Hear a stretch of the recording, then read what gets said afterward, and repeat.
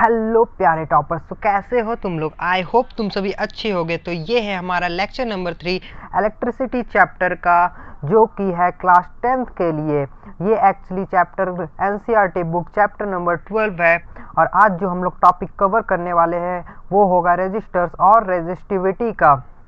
पिछले लेक्चर्स में हम लोगों ने ओम्स लॉ तक कवर कर लिया था, जो कि काफ़ी इम्पॉर्टेंट टॉपिक है। अगर तुम लोगों ने पिछले लेक्चर्स नहीं देखा है तो जाओ सबसे पहले उन लेक्चर्स को देखो, उसके बाद इन लेक्चर को देखो, क्योंकि हो सकता है उन लेक्चर से कारण तुम्हें ये लेक्चर ना समझ आए। तो जाओ सबसे पहले उन लेक्चर को देखो।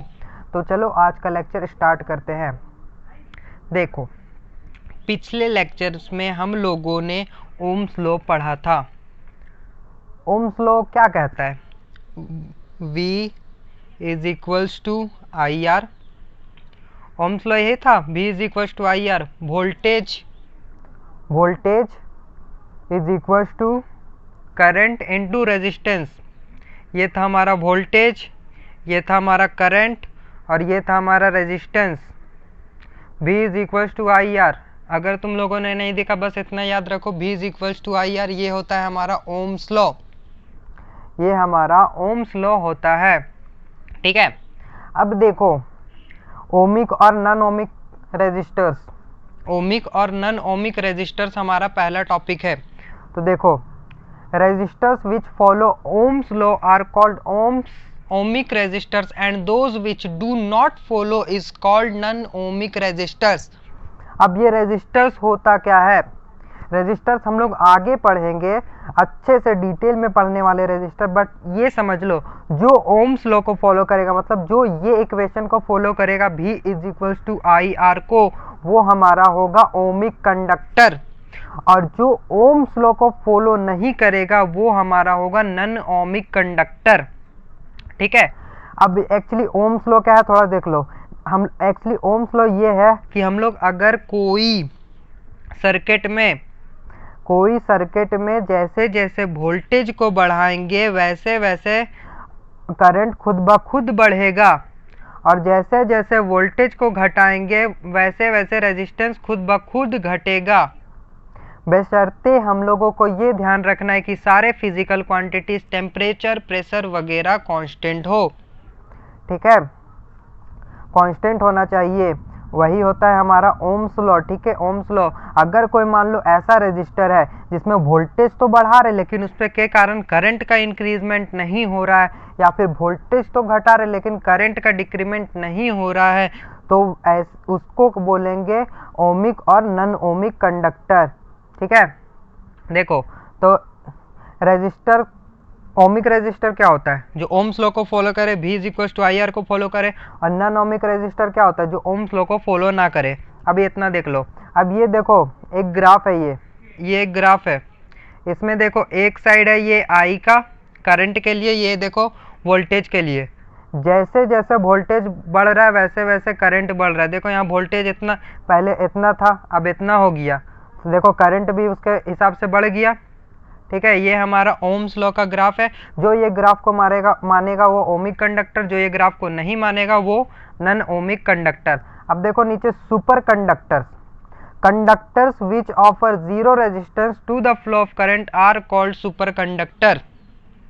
वैसा कंडक्टर जो कि रेजिस्टेंस को ना दिखाए, जो करंट को खुद में ना रोके, जो जरा सा भी ना रोके। मान लो एक ये कंडक्टर है, हम लोग इसमें 10 एम्पियर का करंट डालें और इस एंड से ना हम लोग को 10 का 10 एम्पियर का करंट मिल गया, मतलब एक भी एम्पियर, 0.0 एम्पियर का भी फर्क नहीं गया उसमें, इतू सा करंट भी नहीं बदला। जितना दिए उतना मिल गया करंट। वैसे रेजिस्टर को जिसमें जितना करंट डाले उतना करंट मिल जाए, वैसे कंडक्टर जिसमें जितना करंट डाले उतना करंट मिल जाए, उसको हम लोग बोलेंगे सुपर कंडक्टर्स, ठीक है। समझ आ गया? ओमिक और नॉन ओमिक रेजिस्टर्स क्या होता है? वैसे रेजिस्टर जो ओम्स लॉ को फॉलो करे ओमिक रेजिस्टर, वैसे रेजिस्टर जो ओम्स लॉ को फॉलो ना करे non ohmic resistors. Superconductors वो होते, वैसे कंडक्टर होते हैं जिसमें से जिसमें से आसानी से करंट फ्लो हो जाए, करंट का लॉस ना हो, जितना करंट डाले उतना का उतना मिल जाए, उसे कहते हैं सुपर कंडक्टर्स। इसीलिए नाम है भैया सुपर कंडक्टर। इतना अच्छा कंडक्टर कि बोलो मत। चलो आगे बढ़ते हैं। अब देखो आ चुका है हमारा टॉपिक रेजिस्टेंस। रेजिस्टेंस का पहले डेफिनेशन देख लेते हैं, फिर हम लोग समझते हैं। Resistance is a measure of the opposition offered to the current flow is an electrical circuit. इतनी भारी भरकम अंग्रेजी देख रहे हो, इतनी भारी भरकम अंग्रेजी। अब क्या करेंगे हम लोग, अब तो हम लोग हिंदी ढूंढेंगे, अंग्रेजी समझ नहीं आई। ठीक है, चलो हिंदी में समझते रेजिस्टेंस होता क्या है। मान लो एक करंट है, सॉरी एक ये कंडक्टर है, ठीक है। हम लोग इसमें से दिए करंट 10 एम्पियर का। अब देखो इसके अंदर कुछ ना कुछ ऐसा चीज होगा, कुछ ना कुछ ऐसा होगा। मान लो 10 को बदमाश आदमी इसके अंदर है, बहुत ही बड़ा बदमाश। वो क्या करता है कि जितना जन इधर से आएगा, जितना करंट इधर से आएगा उसमें से कुछ चोरी करेगा। यहाँ पे मान लो कंडक्टर के अंदर 2-4 बदमाश आदमी हैं। इधर से हम लोग जितना करंट भेजते हैं उसमें से कुछ करंट गायब हो जाता है और इधर कुछ कम करंट आता है। मान लो 10 एम्पियर का करंट दिए, इधर 8 ही एम्पियर का करंट आया। मान लो इधर 20 एम्पियर का करंट दिए, इधर 16 एम्पियर का करंट आया। मतलब जो लॉस हो रहा है ना करंट का, जो करंट का लॉस हो रहा है, करंट का रास्ता में जो बाधा उत्पन्न कर रहे हैं उसको बोलेंगे रेजिस्टर्स। एक एग्जांपल से समझो। एक है हमारा रेस्टोरेंट, ठीक है, एक हमारा रेस्टोरेंट है, एक उसमें काम करता है डिलीवरी बॉय, एक उसमें डिलीवरी बॉय काम करता है, ठीक है। अब क्या होता है, वो रेस्टोरेंट से एक दिन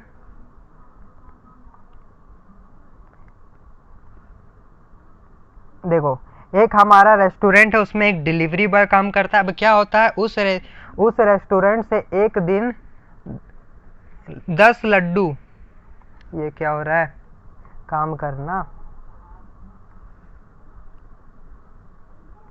देखो एक रेस्टोरेंट है, ठीक है, उसमें एक तुम्हारा डिलीवरी बॉय काम करता है। अब क्या हुआ ना, एक दिन उस रेस्टोरेंट से 10 गो लड्डू का ऑर्डर आया। तो क्या हुआ, डिलीवरी बॉय को तो वो लड्डू मिल गए। अब डिलीवरी बॉय ने क्या किया, उसमें से 2 लड्डू खुद के पास रख दिए और उसने केवल 8 लड्डू ही डिलीवरी किया। उसने केवल 8 लड्डू डिलीवरी किया, जबकि उसको डिलीवरी के लिए कितना मिला था, 10 लड्डू मिला था। उसमें से 2 रख लिया।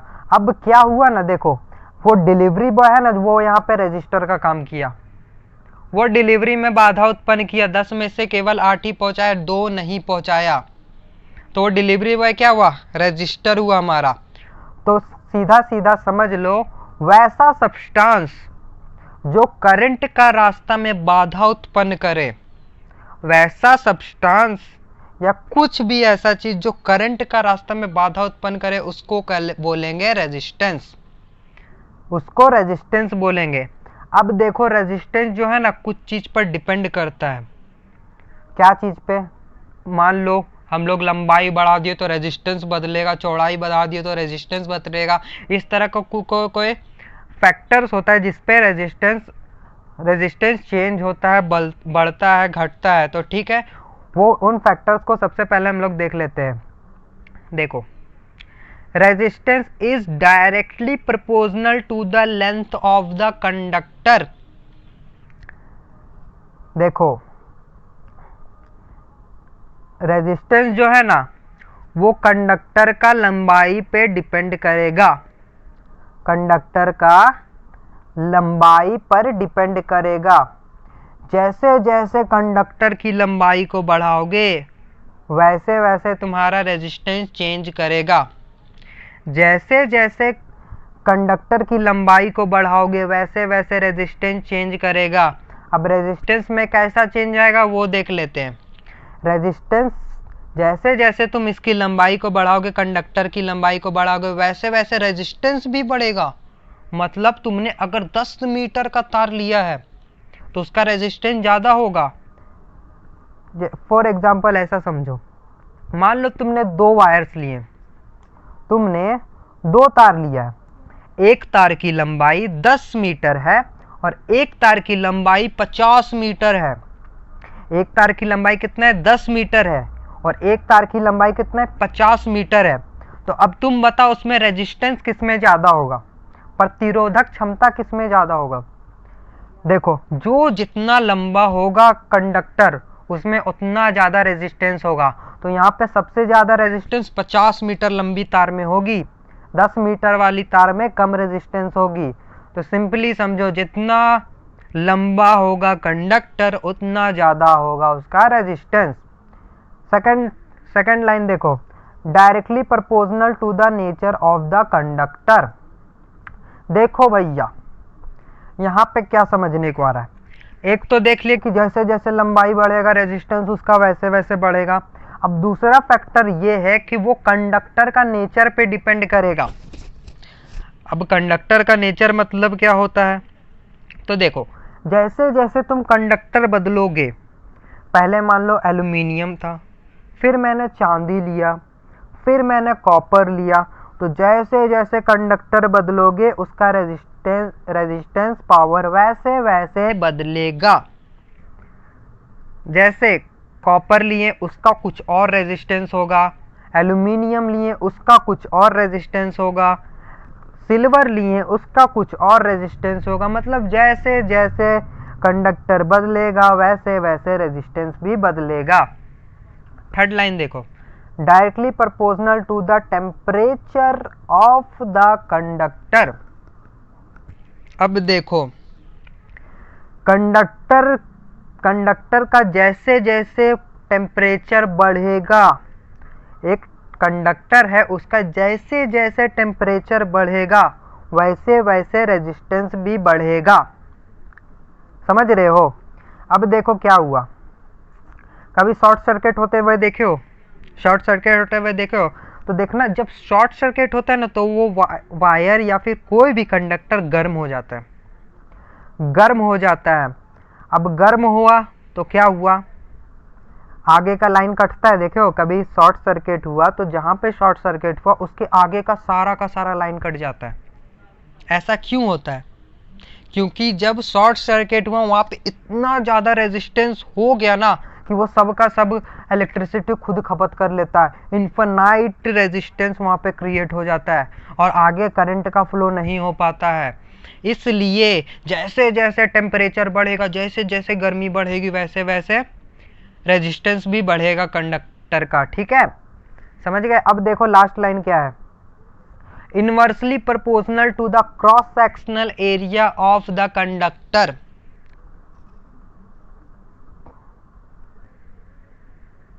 ये क्या हो गया? देखो, inversely proportional to the cross sectional area of the conductor. अब ये क्रॉस सेक्शनल एरिया क्या होता है सबसे पहले वो देख लो। मान लो ये कोई वायर है, ठीक है, ये कोई वायर है, ये उसका दोनों एंड है।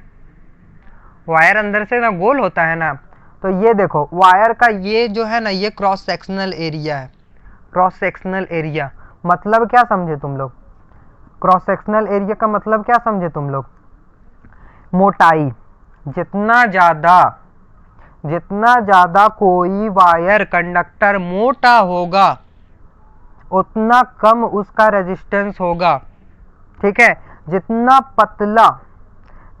पतला कोई कंडक्टर होगा उतना ज्यादा उसका रेजिस्टेंस होगा। देखो क्रॉस सेक्शनल एरिया क्या होता है, मान लो ये कोई वायर है मेरा, ये कोई वायर है मेरा, तो एक्चुअली जो इसका ये वाला मोटाई है ना, सामने वाला, यही इसका है क्रॉस सेक्शनल एरिया। ठीक है, क्लियर है सबको? एक बार फिर से देख लो ढंग से, इसको सेट हो जाता।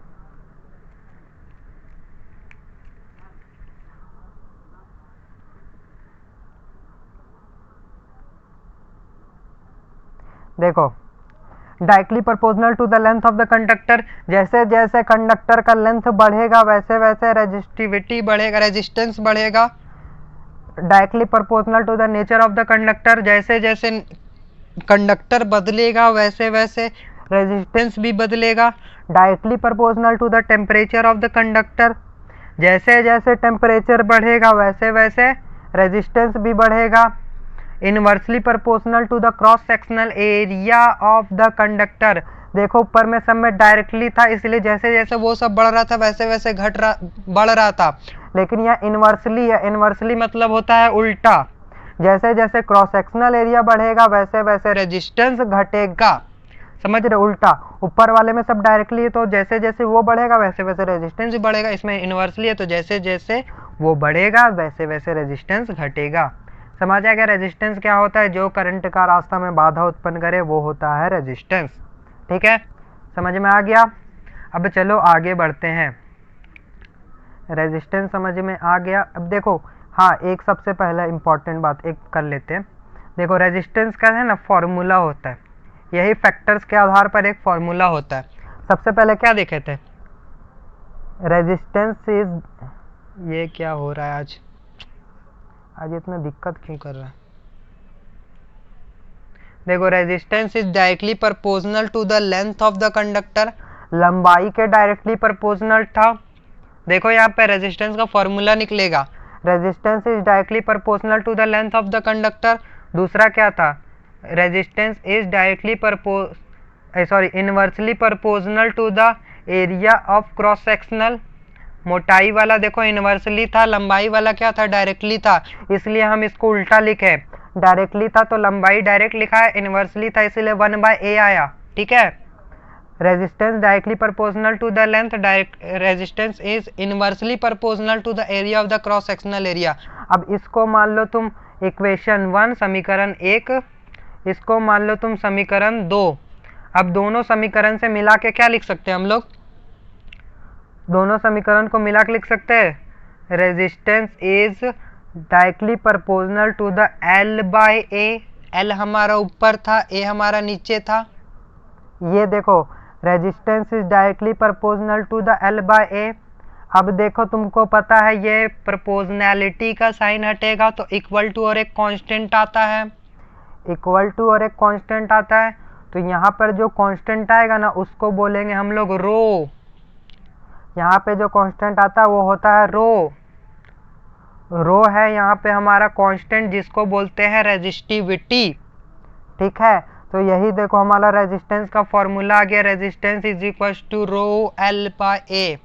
रेजिस्टेंस हमारा लेंथ का डायरेक्टली प्रोपोर्शनल था, रेजिस्टेंस हमारा इनवर्सली प्रोपोर्शनल था area of the cross sectional को। यही सब दोनों को देखो समीकरण 1 समीकरण 2 से लिखे, resistance directly proportional to L/A, L ऊपर A नीचे। अब देखो प्रोपोर्शनैलिटी साइन हटाए तो इक्वल टू आया और एक कांस्टेंट आया जो कि है रो हमारा, और यही हमारा कांस्टेंट है जिसको रेजिस्टिविटी बोलते हैं। तो हमारा रेजिस्टेंस का फॉर्मूला निकल गया R is equal to rho L/A। Clear है सबको रेजिस्टेंस का फॉर्मूला?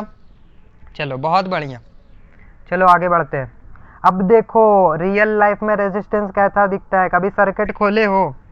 कभी देखना चार्जर को खोलना, चार्जर खराब हो जाएगा तो उसको तोड़ना, उसके अंदर से जो किट निकलेगा ना उसमें देखना ये वाला बहुत सारा होगा, इसी को बोलते हैं हमारा रेजिस्टेंस। रेजिस्टेंस का एक्चुअली वहाँ पे यूज होता है करंट का वैल्यू को बढ़ाना घटाना। ठीक है, समझ आ गया। देखो रेजिस्टेंस ऐसा ही दिखता, दिमाग में घुसा लेना, कहीं दिखे समझ जाना यही है हमारा रेजिस्टेंस। आगे बढ़ो, चलो थोड़ा डिटेल में पढ़ लेते हैं अब ये रेजिस्टेंस को, रेजिस्टेंस होता क्या है। ठीक है, अब देखो ओम्स लॉ को से भी रेजिस्टेंस को समझ सकते हैं। By Ohm's law voltage is directly proportional to the current passing through the wire. देखो ओम्स लॉ क्या था? Voltage directly proportional to the current, यही था ओम्स लॉ। ओम्स लॉ में इस तरह था voltage directly proportional to the current. Voltage जैसे जैसे बढ़ता था वैसे वैसे करंट बढ़ता था, जैसे जैसे वोल्टेज घटता था वैसे वैसे करंट भी बढ़ता था। हम लोग को पता है प्रोपोर्शनैलिटी साइन को हटाएंगे तो इक्वल टू लिखेंगे, एक कांस्टेंट लिखेंगे। समझ आ गया? V is equal to IR, यही हमारा था ओम्स लॉ, शुरू में अभी डिस्कस किए हैं हम लोगों ने। ठीक है, अब चलो आगे देखते हैं। ओम्स लॉ का शुरू में तो डेफिनेशन है, this proportionality constant is known as resistance. अब देखो जो ओम्स लॉ में हमारा प्रोपोर्शनैलिटी कांस्टेंट था ना, प्रोपोर्शनैलिटी का साइन, इसको जब हम लोगों ने हटाया तो इक्वल टू और आर लिखा था। आर क्या था? हमारा कांस्टेंट वैल्यू था। आर हमारा यहाँ कांस्टेंट वैल्यू था और यही आर जो है सो रेजिस्टेंस है। ठीक है, देखो ये हमारा Ohm's law, V is equal to I R. तो यहाँ पे जो आर है रेजिस्टेंस है, यही हमारा जो कांस्टेंट वैल्यू था यही हमारा रेजिस्टेंस है। समझ गए? तो अगर हम लोगों को ओम्स लॉ से रेजिस्टेंस का फॉर्मूला निकालना है तो क्या होगा? V is equal to I R, resistance है। तब देखो ओम्स लॉ से हम लोग रेजिस्टेंस का फॉर्मूला निकाल सकते हैं, V is equal to I R, V is equal to I R. अब देखो R के साथ गुना में क्या है? I अगर इक्वल टू के उधर भेजे तो उधर जाएगा डिवाइड में, तो R इज इक्वल टू क्या निकल जाएगा? V by I. R equal to क्या निकल जाएगा? V by I. यही हमारा एक और रेजिस्टेंस का फॉर्मूला निकल गया। देखो एक फॉर्मूला तो वो था हमारा R is equals to rho L by A, एक फॉर्मूला हमारा ये था, एक फॉर्मूला हमारा ये है।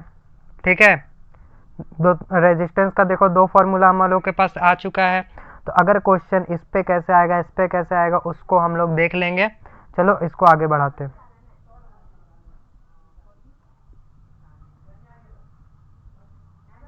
देखो it is basically the hindrance offered to the electric current passing through the conductor. वही बात है जो थोड़ी देर पहले हम लोगों ने की थी कि रेजिस्टेंस कुछ नहीं है, बस जो करंट का रास्ता में बाधा उत्पन्न करता वही हमारा रेजिस्टेंस है। जो करंट का रास्ता में बाधा उत्पन्न करे वही हमारा रेजिस्टेंस होता है। ठीक है, resistance is directly proportional to the length of the conductor and inversely proportional to the cross sectional area. वही जो पिछले स्लाइड में हम लोगों ने देखा, R is directly proportional to L, R is inversely proportional to the area, जिससे formula निकाले वही है, सेम चीज लिखा हुआ है यहाँ पे। देखो यहाँ पे एक इम्पॉर्टेंट बात है, एक मार्क्स में आ सकता है। देखो जो हम लोग रेजिस्टेंस को मापते हैं वो ओम में मापते हैं, उसका ऐसा यूनिट ओम है, रेजिस्टेंस का ऐसा यूनिट ओम है। ठीक है, अब देखो एक ओम कितना होता है? एक ohm resistance is the resistance offered bye a circuit having potential difference across it 1 volt and 1 ampere of current passing through it। देखो कंडक्टर है ये, थोड़ा बड़ा कर लेते हैं। ठीक है, अब देखो एक ओम कितना होता है? मान लो ये कोई कंडक्टर है, अगर इसके साइड देखो एंड्स पे, इस एंड्स और इस एंड्स के बीच का जो पोटेंशियल डिफरेंस है वो 1 वोल्ट हो और उसमें से करंट 1 एम्पियर पास करे तो उसका जो रेजिस्टेंस होगा वो होगा 1 ओम। ठीक है, समझ आ गया? 1 ओम कितना होता है? देखो यही है हमारा Ohm's law, V is equal to I R. ये देखो रेजिस्टेंस का सिंबल है, ये जिगजैग वाला रेजिस्टेंस का हमारा सिंबल है, और ये देखो ओम का सिंबल। अगर तुम लोगों को लिखना है 10 ओम, रेजिस्टेंस का वैल्यू लिखना है 10 ओम, तो कैसे लिखोगे? 10 लिखोगे और यही सिंबल को डाल दोगे ओम, 10 ओम इस तरह लिखाएगा। ठीक है, क्लियर है सबको? रेजिस्टेंस होता क्या है, इसका फॉर्मूला क्या है, कहाँ से आता है, कैसे आता है, सब समझ में आ गया। अब देखो वही फॉर्मूला जो हम लोगों ने स्लाइड्स में डेराइव कर लिया था वही फॉर्मूला है। Electric resistance is directly proportional to the length and of the conductor and inversely proportional to the cross sectional area. It is given by the following. देखो R किसके प्रोपोर्शनल था? L के। R किसके inversely proportional था? A के। तो वही आया R is equal to rho L by A। समझ आ गया? रो यहाँ पे रेजिस्टिविटी है जो कि कांस्टेंट है। ठीक है, यही चीज लिखा हुआ है जो पिछले स्लाइड में हम लोगों ने देख लिया था। चलो आगे बढ़ते हैं। अब देखो उसमें हम लोग रेजिस्टिविटी कर रहे थे, आखिर वो रेजिस्टिविटी होता क्या है? चलो देख लेते हैं वो रेजिस्टिविटी होती क्या है। रेजिस्टिविटी देख लेते हैं क्या होती है आखिर। देखो यहाँ पे इसका डेफिनेशन दिया हुआ है रेजिस्टिविटी का। The electrical resistance offered bye a substance of unit length and unit cross sectional area is called resistivity. भारी भरकम अंग्रेजी ऊपर से पास हुई ना, ऊपर से। चलो ऊपर से कोई बात नहीं, देखो बताता हूँ। देखो रेजिस्टिविटी भी एक तरह का रेजिस्टेंस है, रेजिस्टिविटी भी रेजिस्टेंस है एक तरह का। क्या वो रेजिस्टेंस ही है, रेजिस्टिविटी रेजिस्टेंस है, ठीक है। अब वो कैसा रेजिस्टेंस है, चलो देख लेते हैं। ब्लैक स्क्रीन पे चलते हैं हम लोग, चलो यहीं पे देखते हैं। देखो मान लो एक कंडक्टर है,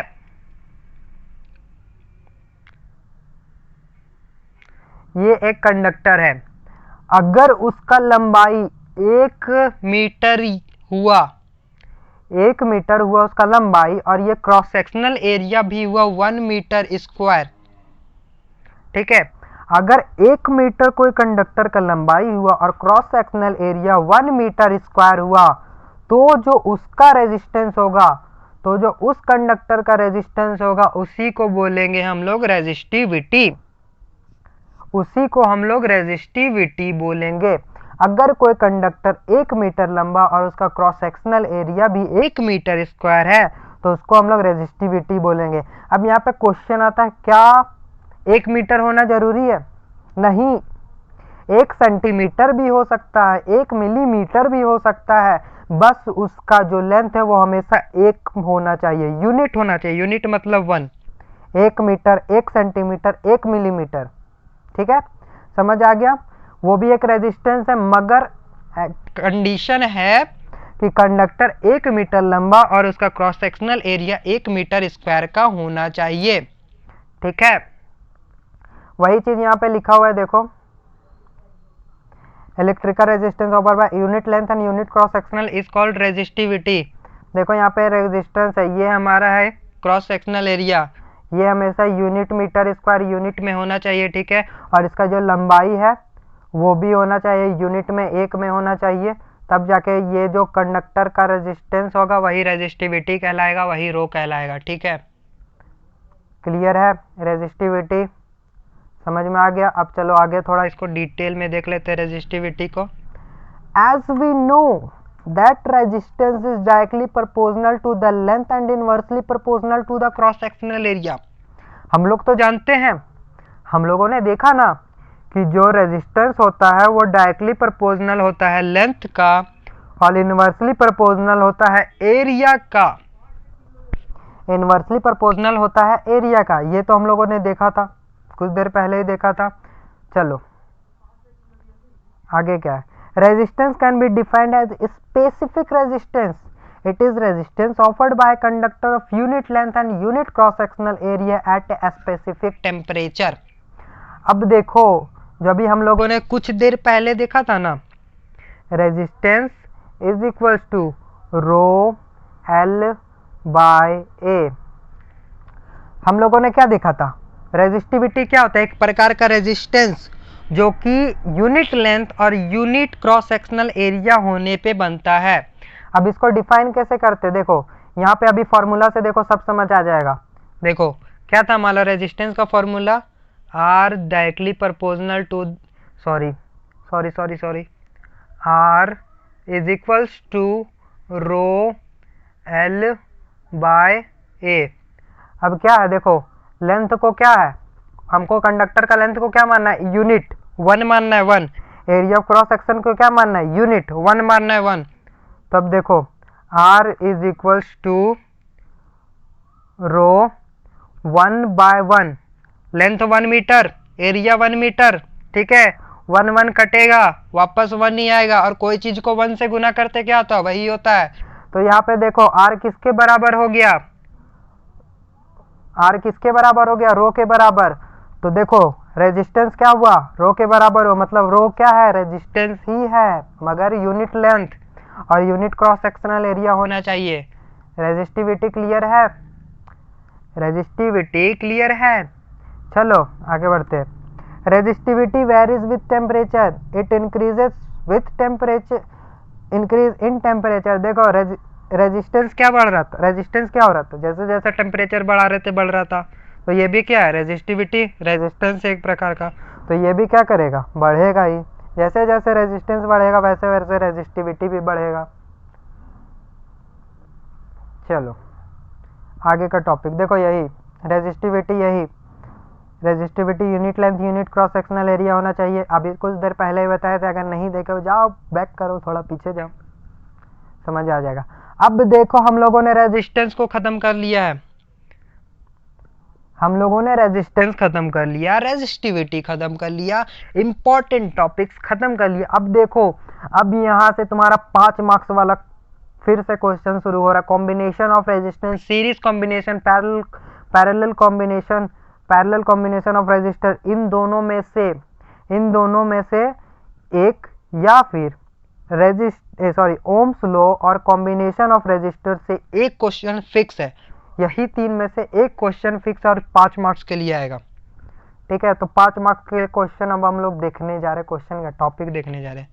चलो कॉम्बिनेशन ऑफ रजिस्टर को देखेंगे। अब सबसे पहले ये देखो कॉम्बिनेशन ऑफ रजिस्टर होता क्या है। देखो मेरे पास था 10 गो रजिस्टर, ठीक है, 10 गो रजिस्टर था। अब हम उसको अलग अलग कनेक्ट नहीं करना चाहते, उसको अलग अलग कनेक्ट नहीं करना चाहते। अगर हम वो 10 रजिस्टर को एक साथ कनेक्ट कर दें, तो उसको बोलेंगे कॉम्बिनेशन ऑफ रजिस्टर्स। ठीक है, चलो अब हम लोग देखेंगे सबसे पहले series resistance. Combination of resistors में हम लोग देखेंगे सीरीज। तो देखो उससे पहले देख लो एक बात, जो कॉम्बिनेशन ऑफ रेजिस्टर होता है ना, वो दो तरह का होता है।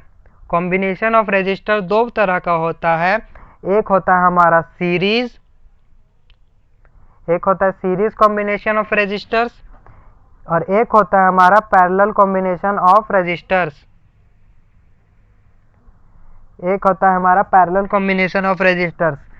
कॉम्बिनेशन ऑफ रेजिस्टर 2 टाइप्स के, एक सीरीज कॉम्बिनेशन ऑफ रेजिस्टर्स, एक पैरेलल कॉम्बिनेशन ऑफ रेजिस्टर्स। हम लोगों को यही 2 को पढ़ना है, और यही सी में से 2 में से एक आएगा, या फिर ओम्स लॉ आएगा एग्जाम में 5 मार्क्स के लिए। चलो देखते हैं, सबसे पहले हम series combination of register series में हम लोग देखेंगे।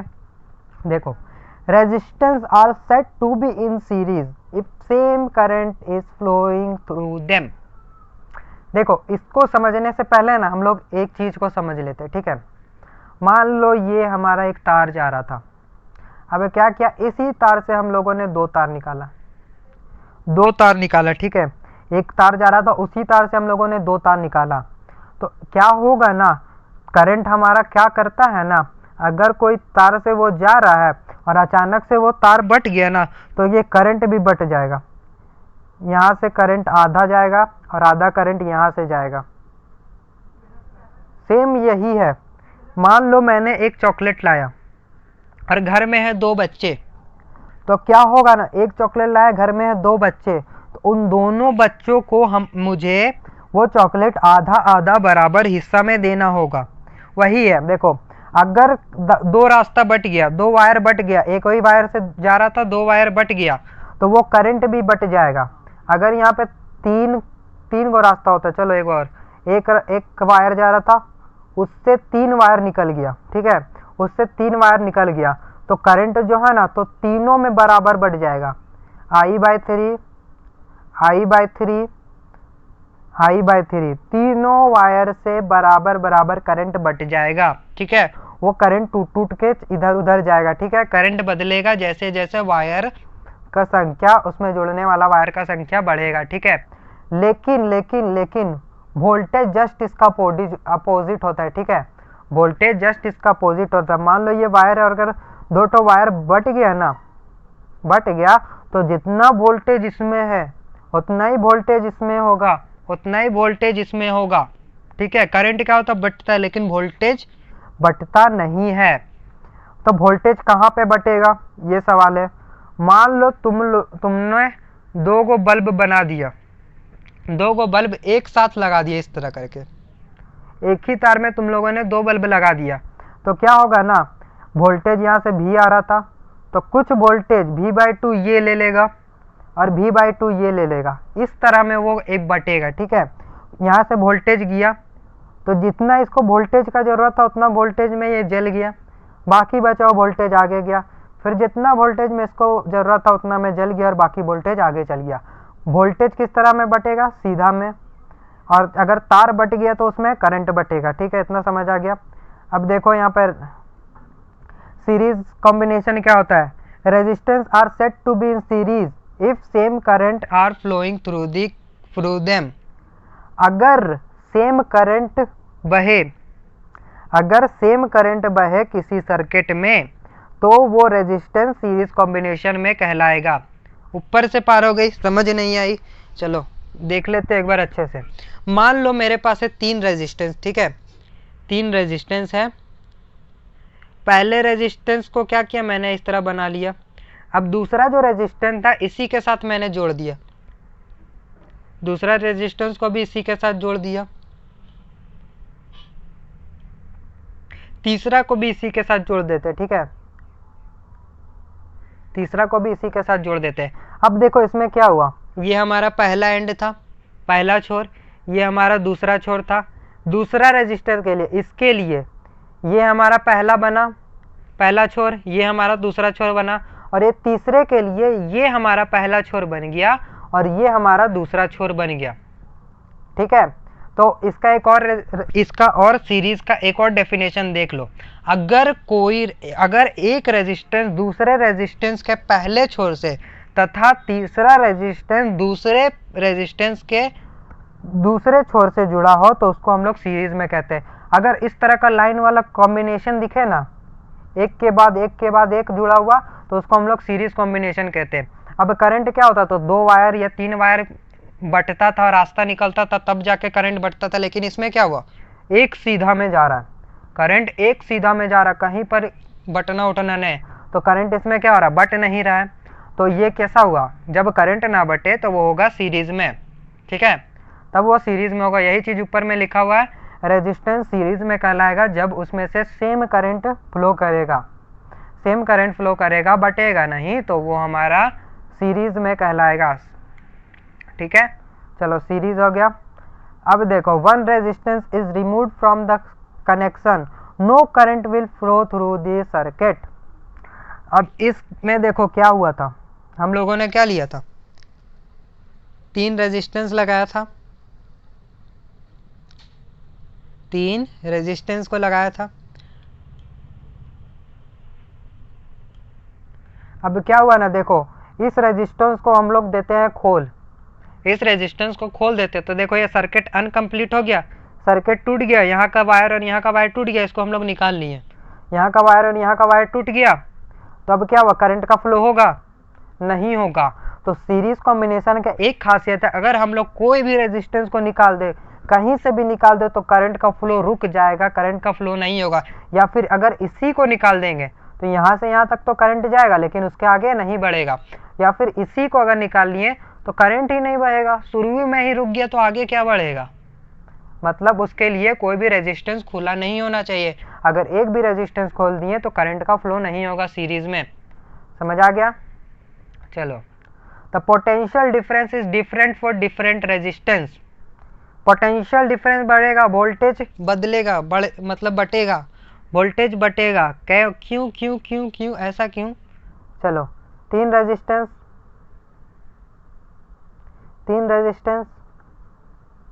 लगा लिया हमने, 3 रेजिस्टेंस।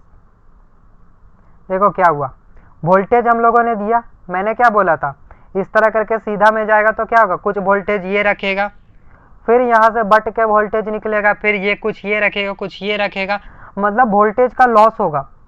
कुछ वोल्टेज इसको रिक्वायर्ड होगा, ले लेगा, फिर वोल्टेज इसको देगा, फिर वोल्टेज इसको देगा। इस तरह क्या वो वोल्टेज बदलेगा, जैसे जैसे सर्किट में वोल्टेज बदलेगा। यहाँ से भी दिए, मान लो हो सकता है वोल्टेज का बाद में V/2A मिला, आधा इधरे बट गया मेरा।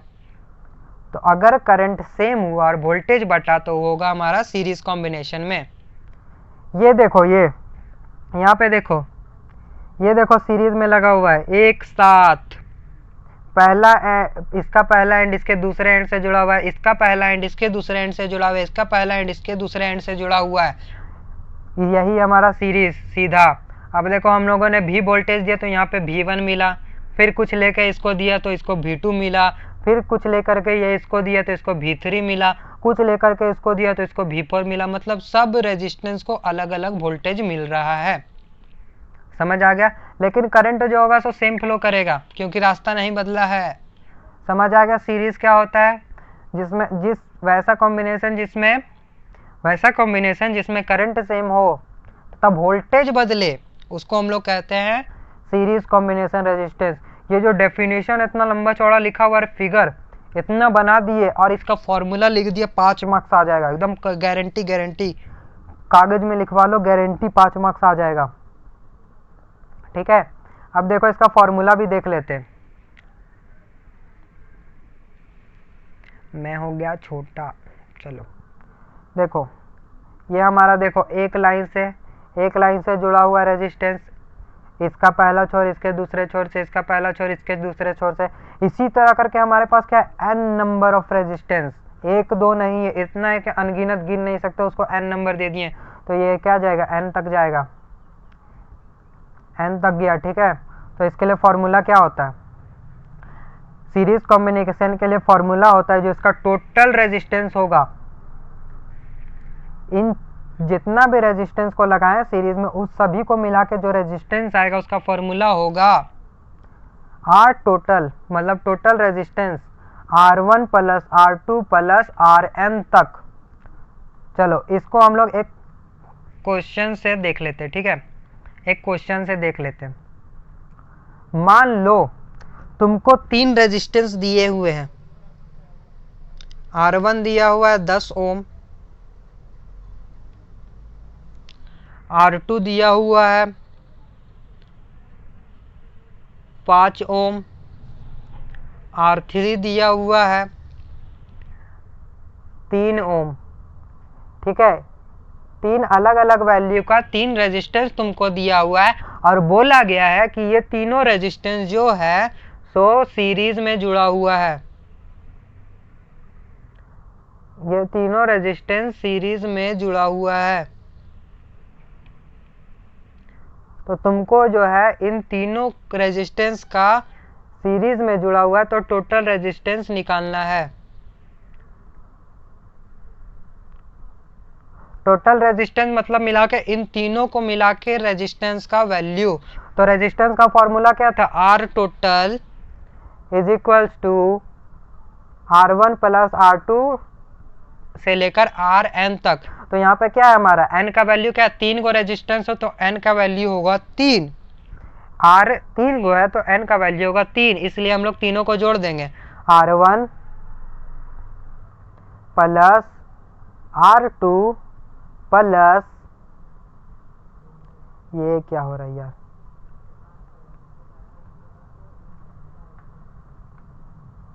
Plus R3। ठीक है, यही हमारा फॉर्मूला था। जितना रेजिस्टेंस अगर 5 गोरा तो यहाँ पे R4 R5 भी जोड़ देना, 6 टोरा R6 तक जोड़ देना। ठीक है, तो हमारे यहाँ पे क्या है, R1 क्या है 10 है, R2 क्या है 5 है, R3 क्या है 3 है। ये मेरा पेन को क्या हो गया, टोटल क्या होगा तीनों को जोड़ने पर 18, यही है हमारा 18 ओम आंसर। ठीक है, 18 ओम आंसर। थोड़ा घिस हो गया, पेन पता नहीं काम नहीं कर रहा ढंग से। चलो ठीक है, अगर तुम्हारे पास 3 रेजिस्टेंस है, एक पहला रेजिस्टेंस 10 ओम, दूसरा रेजिस्टेंस 5 ओम और तीसरा रेजिस्टेंस 3 ओम का हो और तुमको निकालने दिया है कि सीरीज में उसका टोटल रेजिस्टेंस निकालो, तो सिंपली उन तीनों को देना जोड़, जो आंसर होगा वही होगा रेजिस्टेंस का आंसर टोटल का। ठीक है, समझ गया? चलो आगे बढ़ते हैं, अब आगे का टॉपिक देख लेते हैं। अब सीरीज तो देख लिए, अब पैरेलल को देख लेते हैं। उसमें क्या था तेरा सब सीधा सीधा जोड़ दिए थे। अब इसमें क्या होगा ना, देखो फिर से इसमें हम लोग 3 को रेजिस्टेंस को लेते हैं, पैरेलल का। ठीक है, 3 को रेजिस्टेंस लेते, 1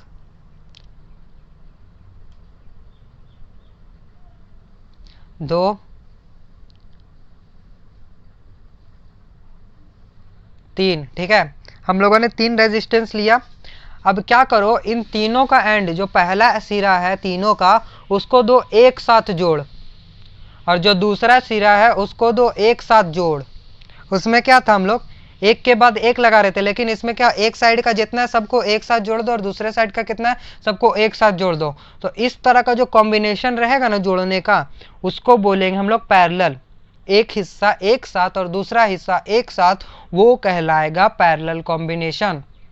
समझ आ गया पैरेलल कॉम्बिनेशन क्या होता है? चलो आगे देखते हैं। The resistance are said to be in parallel if some potential difference has been applied across them। अब हम लोग क्या देखे थे, अगर ये वायर दो हिस्सा में बटा है, यहाँ से भी दिया है तो इधर भी जाएगा, इधर भी जाएगा, ये बटेगा नहीं, करंट बटेगा लेकिन भी नहीं बटेगा। इसमें क्या हो रहा है देखो,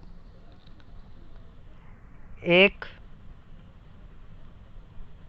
दो तीन, अब देखो इन तीनों का एंड को एक साथ जोड़ दिए, यहाँ से भी दिए तो इसमें क्या जाएगा, भी ही जाएगा, इसमें भी क्या जाएगा, भी ही जाएगा, इसमें भी क्या जाएगा, भी ही जाएगा।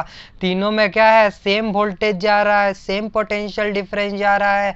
अगर सेम पोटेंशियल डिफरेंस गया, अगर सर्किट में सेम पोटेंशियल डिफरेंस गया तो वो हमारा पैरेलल कहलाएगा।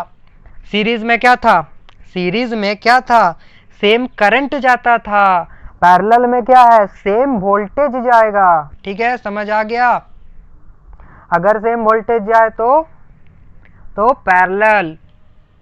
चलो आगे, the current flowing through them are different. Current बटता है, करंट बटता है, ये देखो पैरेलल है ना, ये पैरेलल है, तो जहां आई जा रहा है तो करंट बटेगा, यहाँ कुछ जाएगा I/3, यहाँ पे बट के I/3, यहाँ पे बट के I/3, मतलब हर एंड्स पे करंट बटेगा। अगर करंट बटा मतलब पैरेलल। समझ आ गया? अगर वोल्टेज सेम रहा, करंट बटा तो वो होगा पैरेलल। ठीक है, देखो, the wiring done at household is in parallel, that is tubelight, fan, television, all are connected in parallel to the constant potential difference. अब देखो क्या होता है ना, तुम्हारे घरों में जितने भी वायरिंग है, तुम्हारे घर में पंखे लगे हैं, तुम्हारे घर में बल्ब्स लगे हैं, तुम्हारे घर में या कुछ भी चीज लगा हुआ है, वो सब का सब पैरेलल कॉम्बिनेशन में जुड़ा हुआ है, सब का एंड्स एक साथ जुड़ा हुआ है। एक मार्क्स में ये क्वेश्चन आता है, घरों में जो वायरिंग होती है वो किस कॉम्बिनेशन में जुड़ी हुए थे? तो इसका आंसर होगा सिंपली पैरेलल कॉम्बिनेशन में घरों की वायरिंग जुड़ी हुई होती है। समझ गए?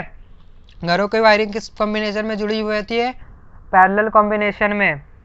ये देखो यही है हमारा पैरेलल कॉम्बिनेशन में, R1 है पहला रेजिस्टेंस, R2 है, R3 है, तीनों का एक एंड एक साथ, दूसरे का एक एंड दूसरे के साथ, और उस दोनों एंड्स को दिए बैटरी से जोड़।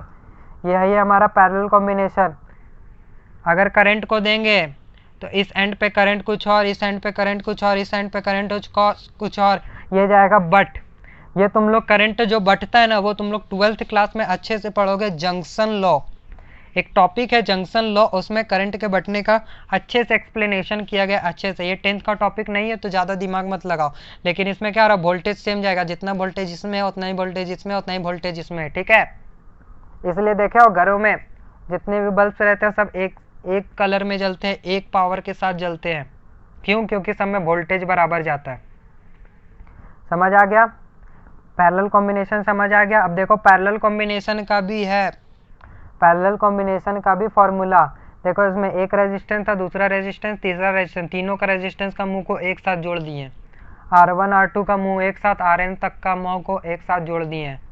अब देखो इसका जो फॉर्मूला होता है, सॉरी इसमें जो है फॉर्मूला सो गलत दिया हुआ है।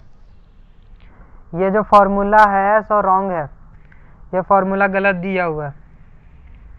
चलो आगे देखते हैं, ब्लैक स्क्रीन पे देखते हैं, ब्लैक स्क्रीन पे फॉर्मूला को देख लेते हैं। ठीक है, ब्लैक स्क्रीन पे फॉर्मूला को देख लेते हैं। एक मिनट, थोड़ा नोट्स में सुधार लेना, नोट्स अपलोड हो गए होंगे तो कोई दिक्कत नहीं होंगे तो मैं खुद सुधार दूंगा। कहाँ गया ब्लैक स्क्रीन यार? हाँ आ गया। चलो देखो, जो पैरेलल का क्या हो रहा है आज, जो पैरेलल का फॉर्मूला होगा, पैरेलल का फॉर्मूला होगा वो होगा 1/R total is equals to 1/r1 plus 1/r2 plus 1/r3।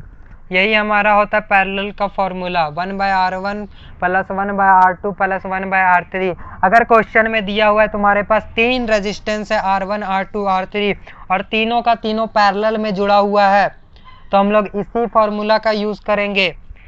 देखो ये पूरा चैप्टर खत्म होने के बाद मैं सिर्फ यही फॉर्मूला बेस्ड क्वेश्चन पे एक वीडियो लेके आऊंगा, सब बताऊंगा यूज कैसे होगा, बट फॉर्मूला याद रखना। देखो पैरेलल का formula 1/r1 plus 1/r2 plus 1/r3, तीनों का अगर टोटल रेजिस्टेंस निकालना तो यही फॉर्मूला का यूज होगा। ठीक है, समझ आ गया। चलो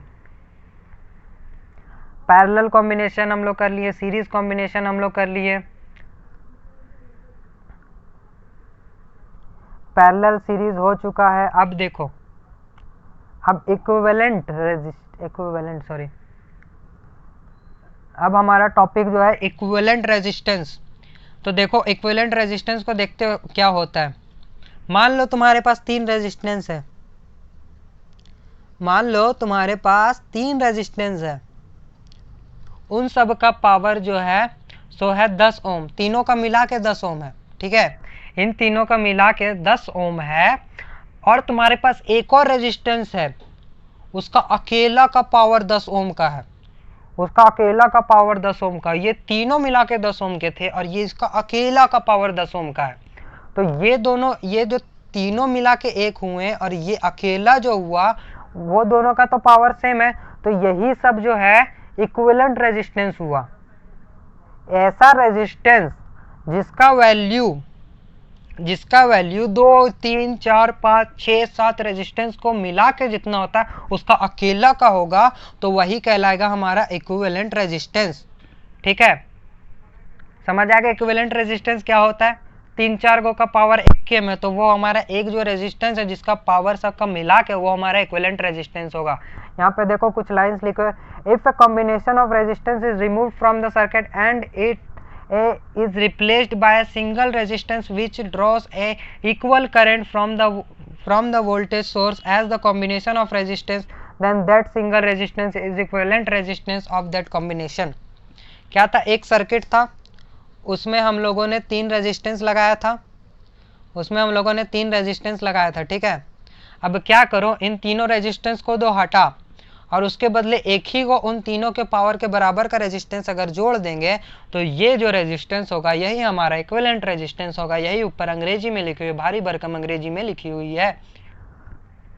चलो समझ आएगा इक्विवेलेंट रेजिस्टेंस क्या होता है।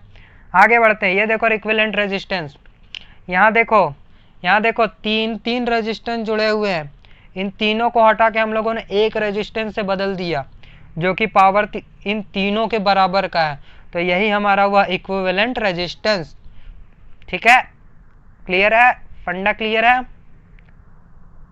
चलो इक्विवेलेंट रेजिस्टेंस का देखो फॉर्मूला होता है, अगर सीरीज में है तो दोनों को तो जोड़ देंगे, और अगर पैरेलल में है तो 1 बाय करके लिखेंगे, सेम फॉर्मूला वही था। ठीक है, अगर इक्विवेलेंट रेजिस्टेंस निकालना है तो हम लोग क्या करेंगे, तीनों को जोड़ देंगे, आगे इक्विवेलेंट रेजिस्टेंस। अगर पैरेलल में रहता तो 1/r1 plus 1/r2 plus 1/r3, निकल गया इक्विवेलेंट रेजिस्टेंस। ठीक है, क्लियर है।